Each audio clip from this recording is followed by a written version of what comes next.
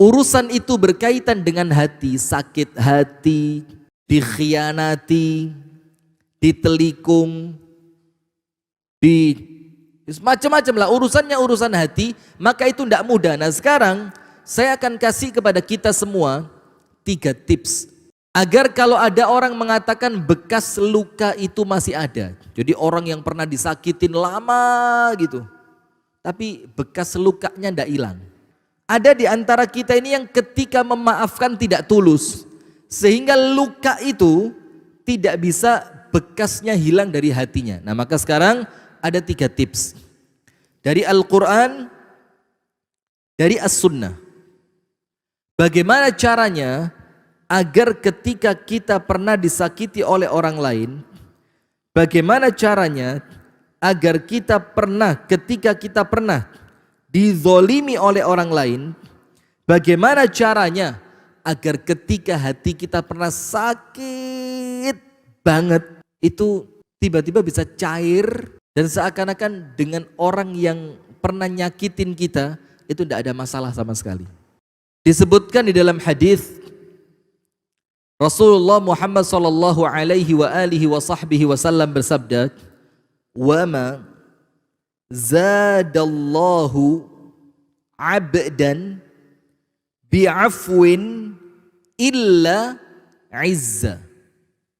Yang artinya kurang lebih begini. Tidaklah seorang hamba memaafkan kecuali Allah tambahkan kepadanya kemuliaan. Artinya semakin Anda memaafkan, semakin Anda mulia.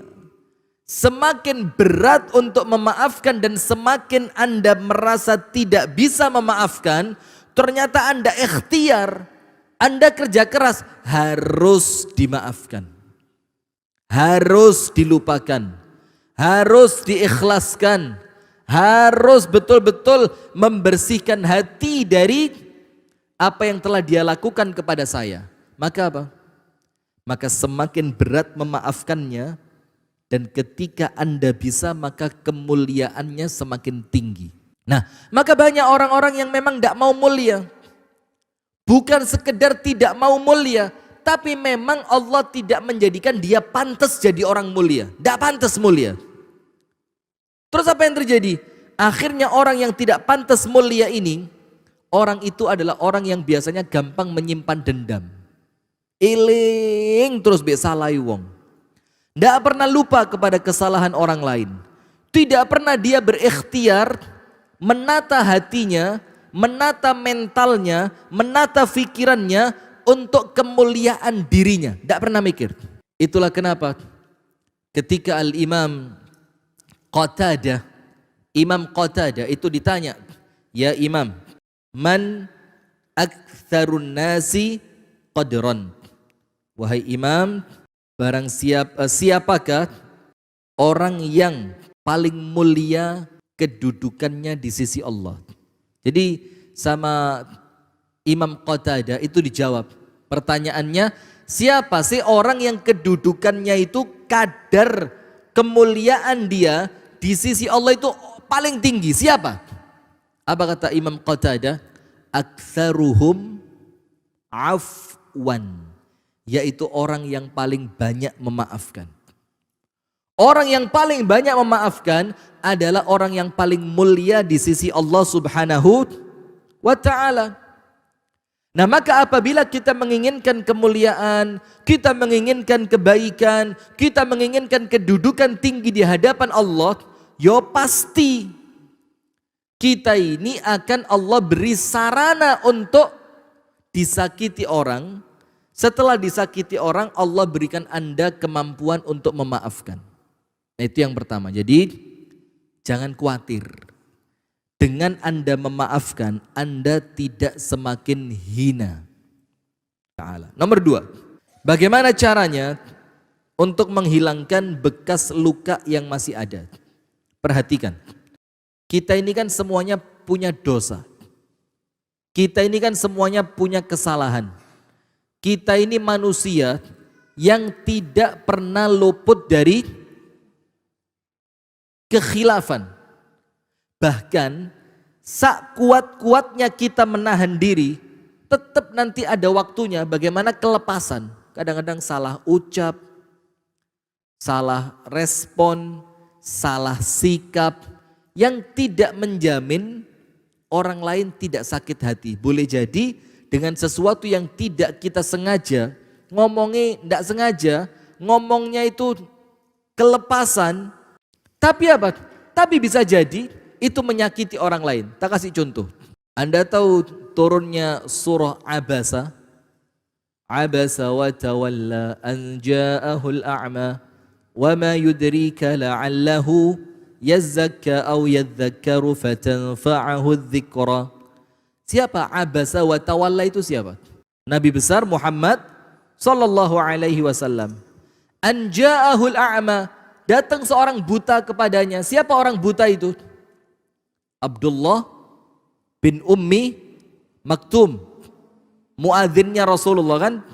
Ketika beliau datang di hadapan Rasulullah, itu ada pembesar-pembesar kafir Quraisy. Yang Rasulullah kepingin kalau pembesar kafir Quraisy ini masuk Islam, kalau mereka-mereka ini masuk Islam, maka anak buahnya pasti masuk Islam. Maka Rasul sedang semangat-semangatnya ini dakwain mereka. Kalau kalian masuk Islam akan begini, kalian akan mendapatkan ampunan dari Allah, kalian akan mendapatkan kemuliaan nanti di akhirat, ke dunia akan Allah, macam-macam. Datang Abdullah bin Ummi Maktum, Rasulullah ngelihat dalam hatinya ada sedikit, kenapa kok datangnya sekarang? Padahal di waktu ini saya sedang konsentrasi dakwah kepada siapa? Pembesar kafir Quraisy. Akhirnya disebutkan oleh Allah, Abasa wa tawalla. Mukanya Nabi Muhammad itu, tidak bisa diucapkan Nabi Muhammad itu mukanya masam ya. Dinilai masam. Wa tawalla, dan dianggap berpaling. Kenapa begitu? Karena ini Abdullah bin Ummi Maktum, bisa ngelihat enggak? Bisa ngelihat enggak? Enggak bisa. Sakit hati enggak Abdullah bin Ummi Maktum? Enggak. Loh, dia enggak bisa ngelihat kok. Mau Rasulullah gaya seperti apapun dia enggak tahu. Tapi Allah yang tidak terima. Allah mengatakan enggak boleh kamu begitu. Karena apapun yang terjadi, orang beriman jauh lebih mulia dibanding orang kafir. Nah, itulah artinya apa? Kan Rasulullah tidak sengaja. Rasulullah tidak tahu bahwa itu akan ditegur oleh Allah. Tapi ternyata perbuatan itu bisa melukai hati orang lain. Nah, maka kita pun sama. Kita ini sak kuat-kuatnya ngempet, sak mampu-mampunya menahan diri, tetap namanya manusia itu pasti ada apa? Kelepasan. Nah, maka cara kedua untuk menghilangkan bekas luka yang masih ada, ketika kita tahu dosa kita ini banyak, maka kita tentu perlu mendapatkan ampunan dari Allah. Kita perlu dosa dan salah kita itu oleh Allah diberikan ampunan. Maka bagaimana caranya? Dengan memaafkan orang lain. Sekarang perhatikan, kesalahan kita kepada orang lain dibanding kesalahannya orang lain kepada kita, itu tidak sebanding. Kita jauh lebih banyak salah dibanding dia kepada kita. Betul apa enggak? Kalau kesalahannya kita, sama si fulan salah, sama si alan salah, sama dia salah, sama dia salah, dia, wakeh salah. Sementara orang yang nyakitin kita cuma satu. Artinya banyaknya dosa kita itu, kita perlu dari banyaknya dosa ini tetap mendapatkan ampunan dari Allah. Maka bagaimana? Satu orang yang Allah kirim untuk salah sama kita, satu orang yang Allah kirim untuk menyakiti kita, satu orang yang Allah kirim untuk melukai hati kita, itu sarana untuk dosa kita kepada banyak orang sama Allah diampuni. Al jaza'u min jinsil amali. Balasan itu sesuai dengan amalan. Kalau apa yang Anda amalkan memaafkan orang lain, maka Anda sama Allah bakal dimaafkan. Maka yang kedua, supaya bekas luka yang masih ada itu hilang, maka yakin, ya Allah, dendamku tidak lebih besar dibandingkan kebutuhanku untuk Engkau ampuni. Paham enggak? Jadi mangkelnya ini, marahnya ini terlalu kecil dibandingkan kebutuhan kita untuk mendapatkan ampunan dari Allah. Yang ketiga, bagaimana caranya menghilangkan bekas luka dalam hati? Perhatikan hadirin.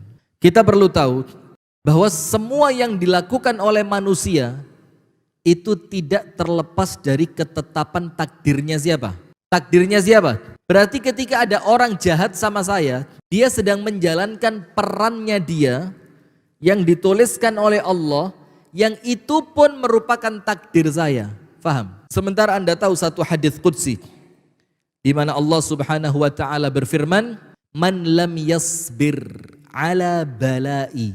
Barang siapa yang tidak sabar atas ujianku, tidak sabar.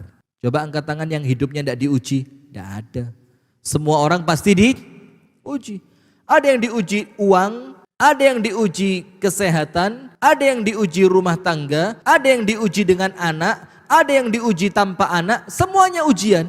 Semuanya adalah ujian. Nah, maka Allah katakan, man lam yasbir ala balai.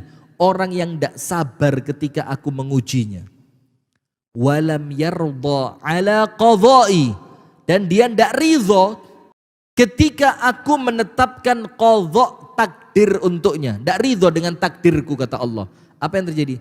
Falyatlub ilahan siwai, maka silakan cari Tuhan selain aku, kata Allah. Nah, sementara ketika kita disakiti orang lain, berarti apa? Nomor satu, yakin ini takdirnya Allah. Nomor dua, bagaimana takdir yang kurang menyenangkan untuk saya ini bisa menjadi kebaikan? Harus ridho, ikhlas dan sabar. Dan tidak ada, Pak, orang ridho, ikhlas, sabar itu dendam itu tidak ada. Orang sabar, ridho, ikhlas, kemudian balas dendam itu tidak ada. Orang sabar, ridho, ikhlas, menyimpan sakit hati itu tidak ada. Kenapa? Karena dia yakin, ya Allah, apa yang engkau tetapkan untukku adalah yang terbaik yang bisa engkau pilihkan untukku. Nah, maka dari pengajian ini kita ambil ada dua kesimpulan. Nomor satu, jangan sampai nyakitin hatinya orang lain. Tahan betul. Kalaupun terjadi, jangan segan untuk minta maaf. Nomor dua, untuk korban. Nah, ini korban. Bagaimana caranya? Maka nomor satu, dengan Anda disakiti orang lain, itu peluang untuk Anda mendapatkan kemuliaan ketika Anda mampu memaafkan. Nomor dua, ketika Anda mengaku Anda banyak dosa, maka ada peluang dosa itu oleh Allah diampuni ketika Anda memaafkan orang lain. Yang ketiga, ingat, sebesar apapun kesalahan orang lain pada hidup Anda, itu merupakan takdir yang wajib Anda terima dengan ridho di hadapan Allah Subhanahu wa ta'ala. Itu yang dapat kami sampaikan. Semoga ada manfaatnya, kurang lebihnya mohon maaf. Hadanallahu wa iyyakum ajma'in. Subhanakallahumma wa bihamdika. Ashhadu an la ilaha illa anta astaghfiruka wa atubu ilaik. Kurang lebihnya mohon maaf. Assalamualaikum warahmatullahi wabarakatuh.